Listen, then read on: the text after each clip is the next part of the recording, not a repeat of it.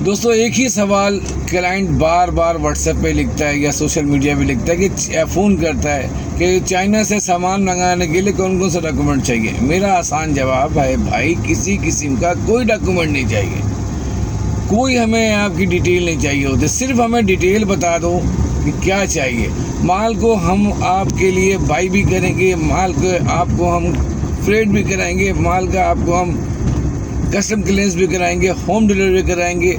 Sourcing तो मैं already कर ही रहा हूँ, तो हमें आपकी डिटेल चाहिए होगी सोर्सिंग के लिए।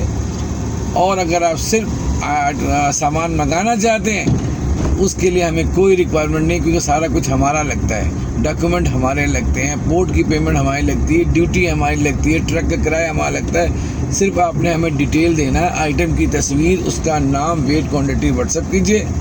बाई एयर बाई सी क्या चाहिए ये प्लीज़ हमें लाजमी दिया कीजिए।